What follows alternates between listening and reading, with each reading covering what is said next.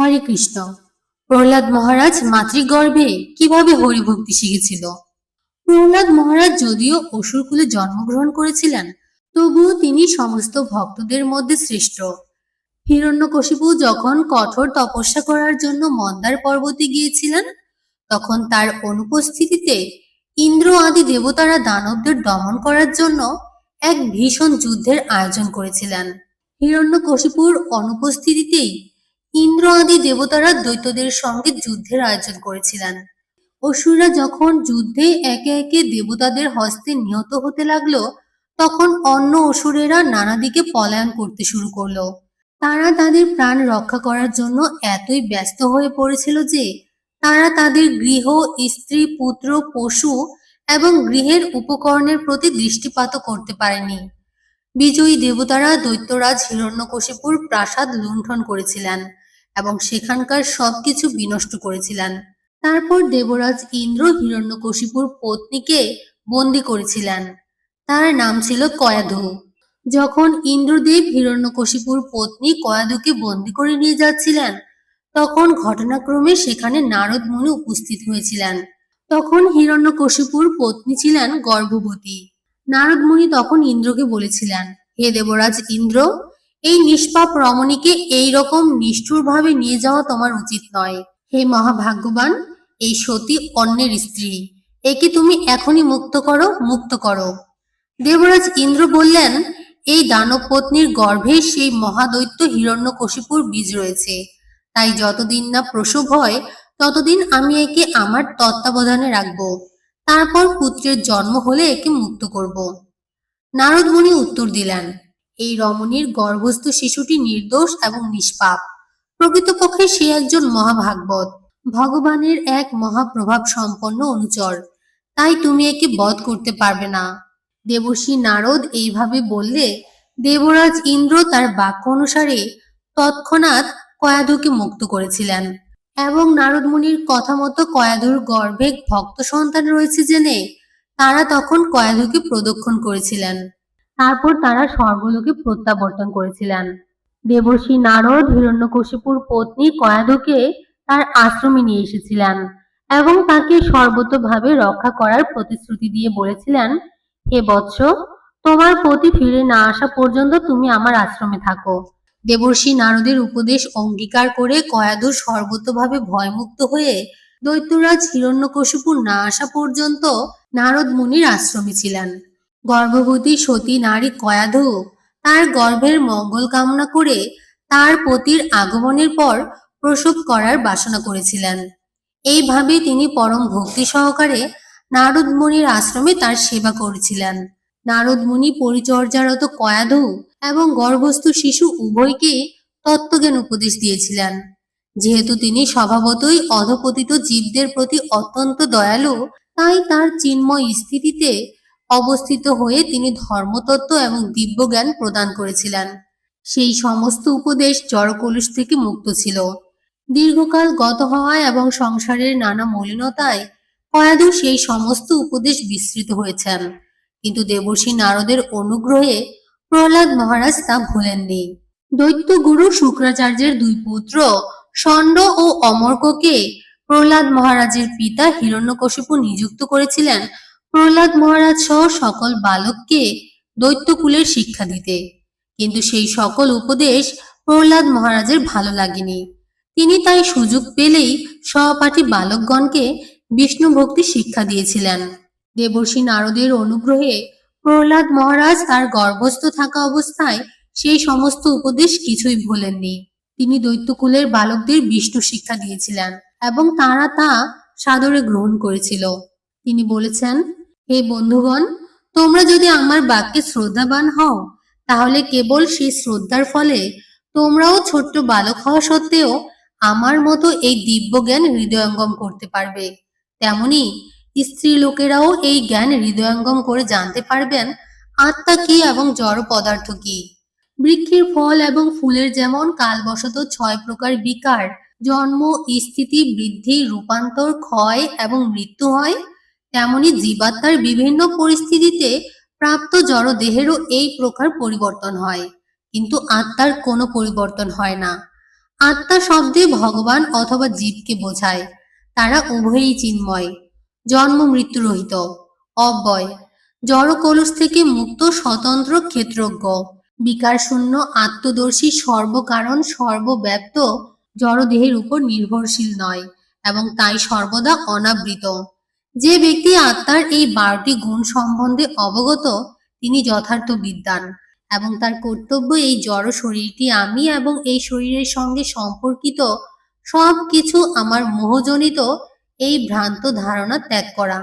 দক্ষ ভূতত্ত্ববিদ যেমন বুঝতে পারেন কোথায় সোনা রয়েছে এবং বিভিন্ন পন্থার দ্বারা স্বর্ণ বিশিষ্ট প্রস্তর থেকে স্বর্ণ সংগ্রহ করতে পারেন, তেমনি অভিজ্ঞ অধ্যাত্মবিদ বুঝতে পারেন কিভাবে জড়দেহের মধ্যে চিন্ময় আত্মা রয়েছে এবং এইভাবে আধ্যাত্মিক জ্ঞানের অনুশীলনের দ্বারা তিনি আধ্যাত্মিক সিদ্ধি লাভ করতে পারেন। কিন্তু অনভিজ্ঞ ব্যক্তি যেমন বুঝতে পারে না কোথায় সোনা রয়েছে, তেমনি যে ব্যক্তি আধ্যাত্মিক জ্ঞানের অনুশীলন করেনি সে কখনোই বুঝতে পারে না কিভাবে দেহের ভিতর আত্মা রয়েছে। ভগবানের 8টি ভিন্ন জড়শক্তি, 3টি গুণ এবং ষোড়শ বিকার, একাদশ ইন্দ্রিয় এবং মাটি জল আদি পঞ্চমহাভূত, এই সবের মধ্যে এক আত্মা সাক্ষী রূপে বিরাজমান। তাই সমস্ত মহান আচার্যেরা উল্লেখ করেছেন যে আত্মা এই সমস্ত জড় উপাদানের দ্বারা আবদ্ধ। প্রতিটি জীবের 2 প্রকার শরীর রয়েছে, পঞ্চভূতাত্মক স্থূল শরীর, মন বুদ্ধি ও অহংকারের দ্বারা রচিত সূক্ষ্ম শরীর। এই শরীরের মধ্যে রয়েছে চিন্ময় আত্মা। মানুষের কর্তব্য আত্মার অনুসন্ধান করা এবং এইভাবে চিন্ময় আত্মা ও জড় পদার্থের মধ্যে পার্থক্য নিরূপণ করা। ধীর এবং দক্ষ ব্যক্তিদের কর্তব্য বিশ্লেষণের দ্বারা পবিত্র মনের সাহায্যে সৃষ্টি স্থিতি এবং বিনাশধর্মী সমস্ত বস্তুর সঙ্গে আত্মার সম্পর্ক এবং পার্থক্য নিরূপণ করা। বুদ্ধির 3টি বৃত্তি, জাগ্রত, স্বপ্ন এবং সুষুপ্তি। যিনি বুদ্ধির এই 3টি বৃত্তিকেই অনুভব করেন তিনিই আদি নিয়ন্তা, পরম পুরুষ, পরমেশ্বর ভগবান। সৌরভের দ্বারা যেমন বায়ুর উপস্থিতি অনুভব করা যায়, তেমনি ভগবানের পরিচালনায় বুদ্ধির এই 3 বিভাগের দ্বারা আত্মাকে হৃদয়ঙ্গম করা যায়। এই 3টি বিভাগ কিন্তু আত্মা নয়, সেগুলি 3 গুণ সমন্বিত এবং ক্রিয়া থেকে উৎপন্ন হয়। কলুষ বুদ্ধির ফলে মানুষ চড়া প্রকৃতির গুণের বশীভূত হয়ে তার ফলে সে জড় জগতের বন্ধনে আবদ্ধ হয়ে পড়ে। স্বপ্নে যেমন মানুষ অলিক দুঃখ কষ্ট ভোগ করে, তেমনি অজ্ঞানজনিত সংসার অবাঞ্ছিত এবং নশ্বর। অতএব হে বন্ধু দৈত্য বালকগণ, তোমাদের কর্তব্য কৃষ্ণ ভক্তির পন্থা অবলম্বন করা, যার ফলে জড়া প্রকৃতির প্রভাবে কৃত্রিমভাবে উৎপন্ন সকাম কর্মের বীজ দগ্ধ হবে এবং জাগ্রত, স্বপ্ন ও সুষুপ্তি অবস্থায় বুদ্ধির প্রবাহ নিবৃত্ত হবে। অর্থাৎ কেউ যখন কৃষ্ণ ভক্তির পন্থা অবলম্বন করেন তখন তার অজ্ঞান সঙ্গে সঙ্গে দূর হয়ে যায়। ভববন্ধন থেকে মুক্ত হওয়ার যে সমস্ত উপায় রয়েছে তার মধ্যে স্বয়ং ভগবান প্রদত্ত পন্থাটি সর্বশ্রেষ্ঠ বলে জানতে হবে। সেই পন্থাটি হচ্ছে ভগবত প্রেম বিকশিত করার কর্তব্য কর্মের অনুষ্ঠান। মানুষের কর্তব্য সদ্গুরু গ্রহণ করে গভীর শ্রদ্ধা ও ভক্তি সহকারে তার সেবা করা, শ্রদ্ধা সহকারে ভগবানের মহিমা শ্রবণ করা, ভগবানের দিব্য গুণাবলী এবং কার্যকলাপের মহিমা কীর্তন করা, সর্বদা ভগবানের শ্রী পাদপদ্মের ধ্যান করা এবং শাস্ত্র ও গুরুর নির্দেশ অনুসারে গভীর নিষ্ঠা সহকারে ভগবানের শ্রী বিগ্রহের আরাধনা করা উচিত। প্রতিটি জীবের হৃদয়ে পরমাত্মা রূপে বিরাজমান ভগবানকে সর্বদা স্মরণ করা উচিত। এইভাবে প্রতিটি জীবকে তার স্থিতি অনুসারে সম্মান করা উচিত। এই সমস্ত কার্যকলাপের দ্বারা মানুষ কাম, ক্রোধ, লোভ, মোহ, মদ এবং মাৎসর্য এই ষড়ঋপুকে জয় করে ভগবত ভক্তি সম্পাদন করতে সক্ষম হন। এইভাবে তিনি নিশ্চিত রূপে ভগবানের প্রেমময়ী সেবার স্তর প্রাপ্ত হন। যে ব্যক্তি ভগবত ভক্তির স্তর প্রাপ্ত হয়েছেন তিনি অবশ্যই তার ইন্দ্রিয়গুলিকে বশীভূত করেছেন এবং তার ফলে তিনি মুক্ত পুরুষ। এই প্রকার মুক্ত পুরুষ বা শুদ্ধ ভগবত ভক্ত যখন লীলাবিলাস পরায়ণ ভগবানের বিবিধ অবতারের দিব্য গুণাবলী এবং অসাধারণ বীর্যবর্তী কার্যকলাপ শ্রবণ করেন, অত্যন্ত আনন্দবশত তার শরীর রোমাঞ্চিত হয়, চোখ থেকে অশ্রু ঝরে পড়ে এবং কণ্ঠ রুদ্ধ হয়। কখনো কখনো তিনি মুক্ত কণ্ঠে গান করেন, নৃত্য করেন এবং কখনো কখনো তিনি ক্রন্দন করেন। এইভাবে তার দিব্য আনন্দ প্রকাশ করেন। ভক্ত যখন গ্রহগ্রস্ত ব্যক্তির মতো হয়ে যান তখন তিনি হাসেন, উচ্চস্বরে ভগবানের গুণাবলী কীর্তন করেন, কখনো তিনি ধ্যান করেন, প্রতিটি জীবকে ভগবানের সেবায় যুক্ত বলে মনে করে তাদের প্রতি শ্রদ্ধা নিবেদন করেন, নিরন্তর দীর্ঘশ্বাস ত্যাগ করেন, সামাজিক শিষ্টাচার গ্রাহ্য না করে পাগলের মতো উচ্চস্বরে হরে কৃষ্ণ হে ভগবান জগৎপতি এইভাবে বলতে থাকেন। নিরন্তর ভগবানের লীলা স্মরণ করার ফলে ভক্তের মন এবং শরীর তখন সমস্ত জড় কলুষ থেকে মুক্ত হয়ে চিন্ময়ত্ব প্রাপ্ত হয়। তার ঐকান্তিক ভক্তির ফলে তার অজ্ঞান জড়চেতনা এবং সর্বপ্রকার জড় বাসনা ভস্মীভূত হয়ে যায়। এই স্তরে মানুষ ভগবানের শ্রীপাদপদ্মের আশ্রয় লাভ করতে পারে। জীবনের প্রকৃত সমস্যা হচ্ছে জন্ম মৃত্যুর চক্র, কিন্তু জীব যখন ভগবানের সংস্পর্শে আসে তখন এই চক্রের গতি সম্পূর্ণরূপে স্তব্ধ হয়। অর্থাৎ ভগবত ভক্তিতে নিরন্তর মগ্ন থাকার ফলে যে দিব্য আনন্দ আস্বাদন হয় তার ফলে জীব এই সংসার থেকে পূর্ণরূপে মুক্ত হয়ে যায়। সমস্ত বিজ্ঞ ব্যক্তিরা এই কথা জানেন। অতএব হে বন্ধুগণ, হে দৈত্য নন্দনগণ, তোমরা তোমাদের অন্তরের অন্তঃস্থলে সেই অন্তর্যামী পরমেশ্বরের ধ্যান করে তার আরাধনা করো। হে বন্ধুগণ, হে অসুর বালকগণ, পরমাত্মা রূপে ভগবান সর্বদাই আমাদের হৃদয়ে বিরাজ করেন। প্রকৃতপক্ষে তিনি সমস্ত জীবের শুভাকাঙ্ক্ষী এবং বন্ধু। তার উপাসনায় কোনো অসুবিধা নেই। তাহলে লোকেরা কেন তার প্রতি ভক্তি পরায়ণ হয় না? কেন তারা ইন্দ্রিয় সুখ ভোগের জন্য কৃত্রিম আয়োজনের চেষ্টায় অনর্থক আসক্ত হয়? মানুষের ধন, সুন্দরী স্ত্রী এবং বান্ধবী, পুত্রকন্যা, গৃহ, ভূমি, গাভী, হস্তি, অশ্ব আদি গৃহপালিত পশু, ধনাগার, অর্থ এবং কাম, এমনকি এই সমস্ত জড় ঐশ্বর্য ভোগ করার পরমায়ু সমস্তই ক্ষণভঙ্গুর এবং অস্থির। যেহেতু মনুষ্য জীবন অনিত্য, অতএব যে ব্যক্তি বুঝতে পেরেছেন যে তিনি নিত্য, সেই বিচক্ষণ ব্যক্তিকে কি এই সমস্ত জড় ঐশ্বর্য সুখ প্রদান করতে পারে?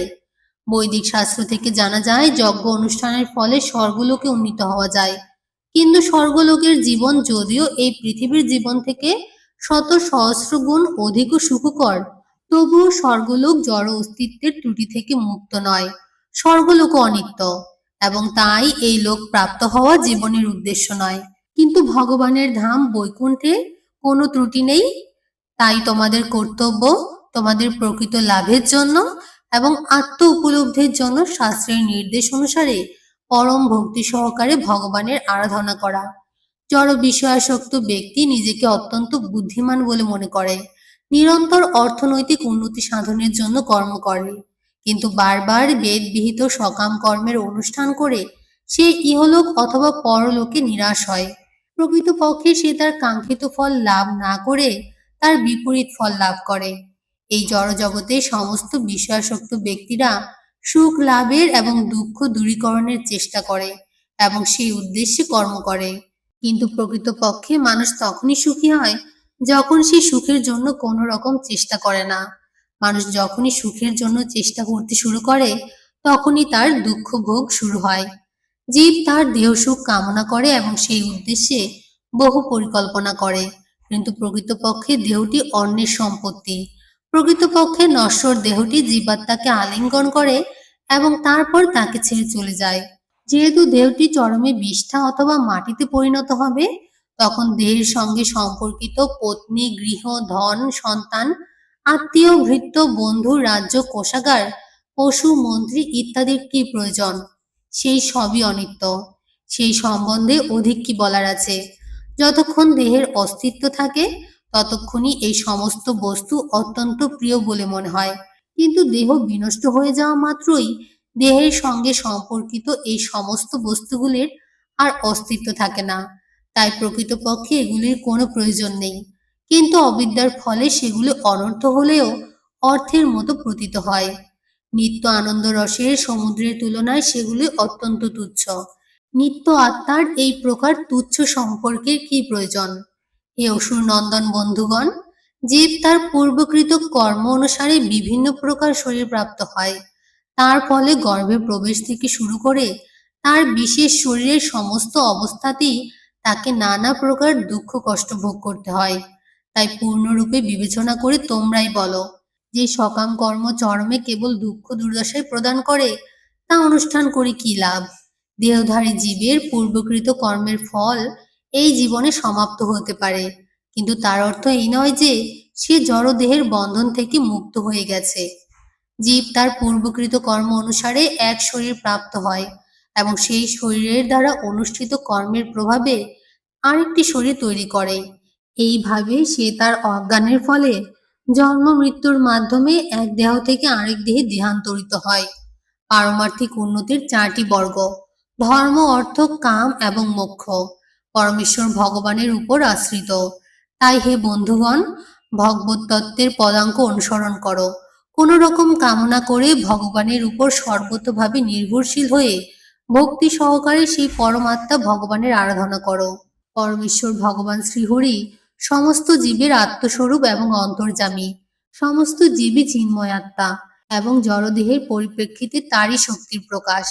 তাই ভগবান পরম প্রিয় এবং পরম নিয়ন্তা।